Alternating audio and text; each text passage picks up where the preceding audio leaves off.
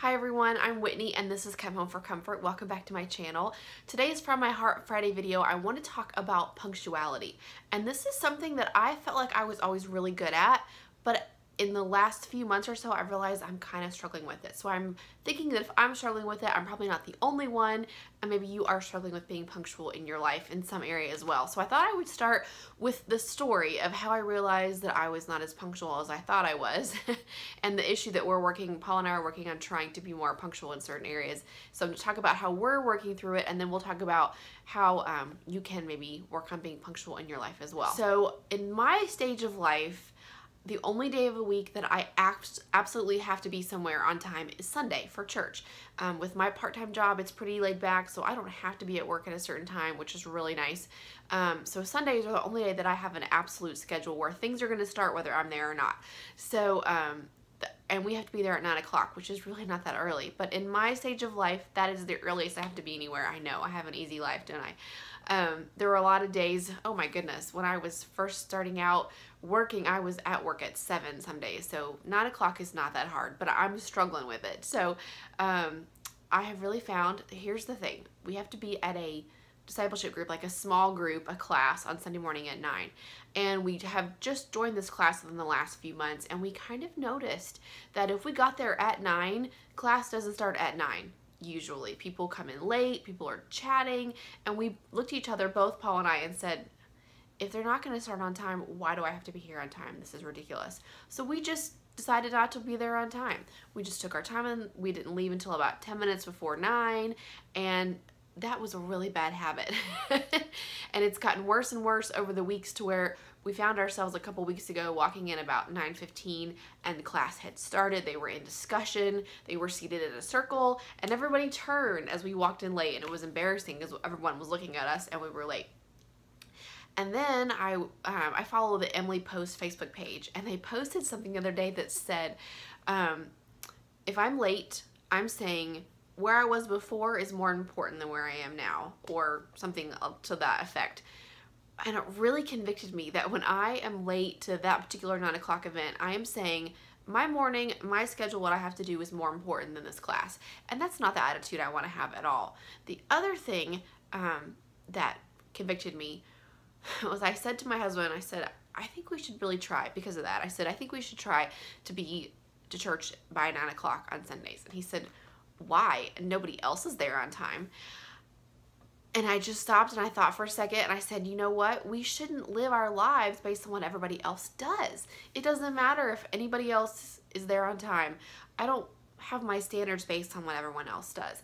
And I think it's really easy for us to get caught up in thinking that way in our culture, that what everyone else is doing is fine. If everyone else is going to the store dressed sloppily, then I can do that too. If nobody else does laundry, I don't have to do it either. If nobody else cares about being on time, I don't either. And that's really not the right attitude. So we decided we were going to try to arrive on time to this class, and we have been successful so far.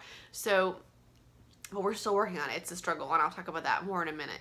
So first of all, why are we late? I think the number one reason I think we're late is because we have a lack of respect. It really is a lack of respect for the event that you're attending, whether it's for the event or the people where you're going to be.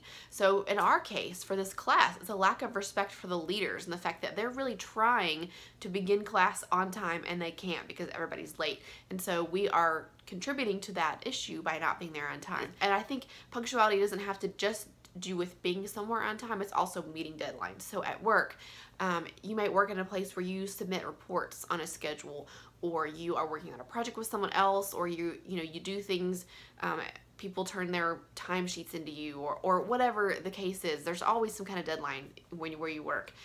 Even just showing up to work on time is a deadline.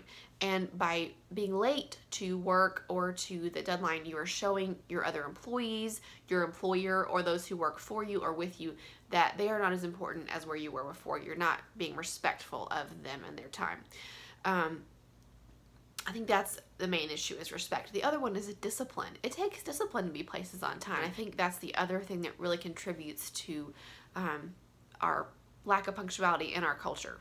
So if you're like me and you need to work on punctuality, here's the two things I think you need to work on that I'm working on as well to become more punctual in my personal life.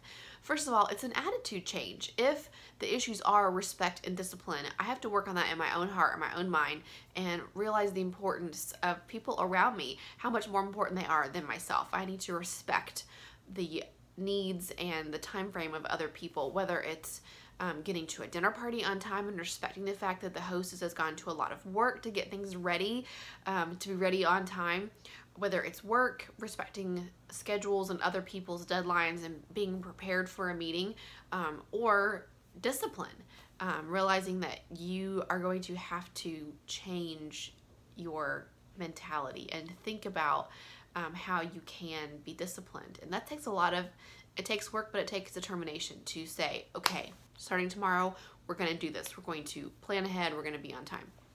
So not only is it a change in your mind and your heart, but second of all, I think there are things that you need to do in order to be punctual. So not just your mind, but also your actions, number two. And a lot of this is just controlling what you can control, because there are things that make us late that are out of our control, like traffic accidents and your children. You cannot control your children, no matter how hard you might try. I know I would be one who would try to control my children. I try to control my husband, so I know that I would do that with my kids too. There are going to be times that they are going to not do what you tell them to do. There are going to be times that they're going to be late. There are times that Paul doesn't get out of bed when I'm like, hey, your alarm went off. Do you want to get up? I can't control him. There are times that, I forget things, or the car doesn't start, or we're out of gas, or whatever, things you can't control. But there are things that we can control. So controlling what you can control when it comes to being on time means planning out the night before. If you are one who struggles with finding something to wear, laying out your clothes the night before, deciding what you're going to wear, looking at the weather to see what the weather's going to be like the next day, so you know how to plan appropriately for what you're going to wear to work or to church or whatever. Planning out your breakfast the night before, just thinking through it, making sure you have everything you need laid out. If it's with your kids or your husband, whatever he needs, you may need to be ready before your kids even get up, so that when they get out of bed, you are at their disposal. You can help them and stay on them every step of the way, getting ready if that's necessary. That may not be necessary throughout their entire childhood, but when they're little, you might need to be there to help them. For example, I had to do that with Paul and I, because for a while in the summer, our bathrooms were being remodeled, and one of our bathrooms was a disaster, and we had to share a bathroom. And our small bathroom there's not room for both of us to be in there at the same time. So I had to be ready before he got up, because once he got up, he had to shower, and then we were out the door, and there wasn't time for us to share the bathroom.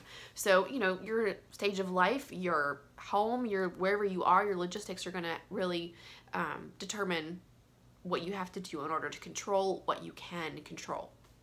Here's another example of that. I noticed that when we got to church, Paul would always want to go to the bathroom before we would go into Sunday school, into our small group. And I got frustrated every single week, because we would get there like just on time, and then he's like, oh wait, I'm gonna go to the bathroom first. Could you not have gone to the bathroom at home? I don't know what it is. He likes to just make sure before we go into class that he's done everything he needs to do. TMI, sorry. So I said to him, hey, can we leave 5 minutes earlier for church? He didn't have a problem with that. So now when we get there, there's plenty of time for him to go to the bathroom, and then we can walk in together at the same time, and we're not late. So that's controlling what I can control. I can't control the fact that he always wants to go to the bathroom when we get there, but I can control how early we leave. Something else you need to think about in controlling what you can control is realizing that when the building is in sight, you're not actually there. You're not actually on time. For us, that's really true at our church. We go to a large church. So when I can see the church building and from our car, we still have about 10 minutes before we're actually seated in class. We have to park and then walk across the street. We got to wait for the light to turn, for the pedestrian crosswalk thing to turn. It's a whole big mess. It takes a while to get into our church. So for you at work, my very first job, I was a waitress at a camp, and my boss, her rule was, if you're on the schedule for 7:20, that doesn't mean you're walking in the door at 7:20. That means you are at your station, in your apron and your hairnet, ready to work. That is when you're scheduled to work at 7:20. And I've really tried to keep that mindset throughout my working history, throughout the years I've been working, that when I'm supposed to be at work at 9, that means I'm at my desk ready to go at 9.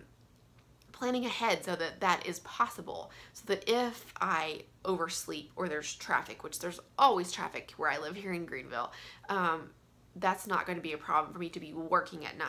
Something else you have to do in the workplace when you're working with other people and turning in reports is planning ahead, controlling what you can control. And this, here's an example of something that I do. Every Tuesday morning, we have reports that are due that I turn in that affect other people's pay. It's very important that I get these reports turned in. I work in the accounting department, so it's important that what I do is correct and on time because it affects other people's pay and they really care about that. So I don't work on Mondays, but these reports are due first thing on Tuesday morning. So on Fridays, I finish the reports and print them out, so that, and then I place them in a folder on my desk so that on Tuesday morning when I come to work, if the printer's not working, if the internet is down, if the power's out, those reports are on my desk and they're ready to go first thing Tuesday morning. Planning ahead, controlling what I can control, makes me able to be punctual not only for myself, but for the other people that are in my life. So I hope that's helpful for you if there's an area that you are struggling with punctuality. I hope that you will realize, as I did, that your punctuality shows other people that you respect them, and it is really about controlling what you can control, because you cannot control everything, but you can control some things. So I would love to hear from you in the comments if there is an area that you are struggling with being punctual, or if there's just an area where you were having a difficult time being on time, but you have overcome it and how you did. I would love to hear your story, so just share that with me in the comments below and let's chat. Thank you so much for watching. I hope you're having a great day, and I will see you in the next video. Bye!